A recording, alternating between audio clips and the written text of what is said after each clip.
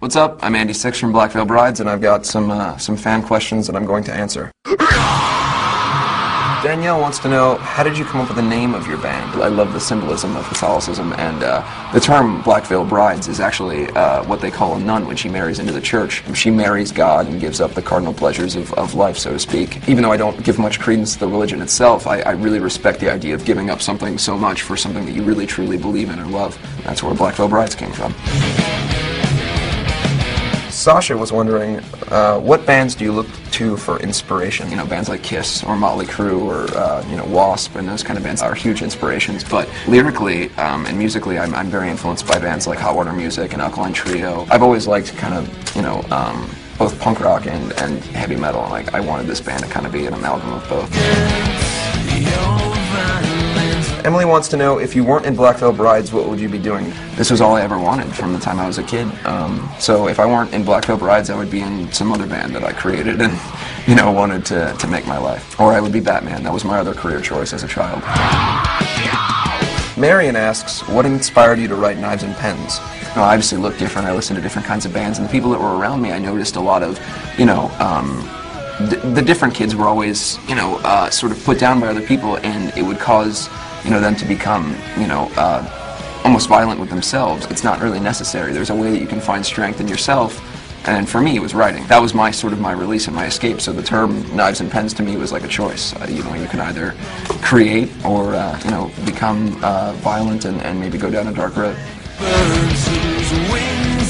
Sarah asks, what was the inspiration behind the song Mortician's Daughter? I was, you know, 15 years old and I was in love with a girl, and it's very, very genuine. You know, I wrote it about a person that I loved. It's very much a glamorized version of what, you know, a relationship can be, and I definitely, it's very close to my heart in that sense. Scarlett asks, what is the message that you're trying to send through your songs? Regardless of what we do, whether we work at, you know, a desk job, we go to school, or, you know, at home all day, you know, we're in a band or anything else, you deal with things and you get wounds. It's up to everyone every day to stitch that up and to move on and show that, you know, there is beauty in life, and life isn't bad. Life is what you make it, and you can always find a way to find inner strength.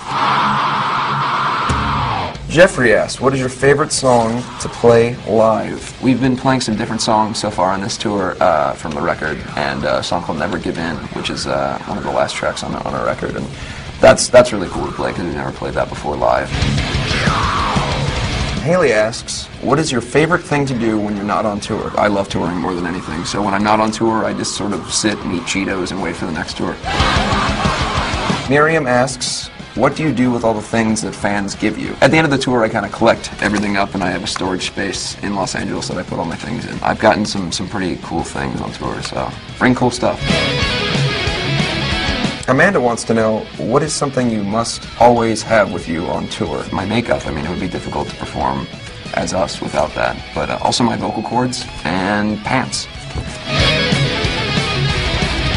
Mary was wondering, what was the most embarrassing moment that you've ever had on stage? For some reason, I decided to hang on the scaffolding on the top of the roof of the building, and what I didn't realize is that the kids could also climb a little bit, and over the course of like the next 30 seconds, my pants were taken off, and as well as my boots, and my boxers were removed, and then I had to swing back like a monkey back onto the stage, and my tour manager, who's sitting over there, John, had to take Naked Andy back, and you know, unfortunately the audience got a shot of my butt, which is, you know, it's not, whatever, it was there, and that was kind of embarrassing, mainly because of the butt.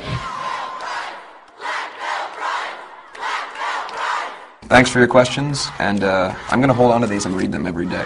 But I'll see you guys on the road.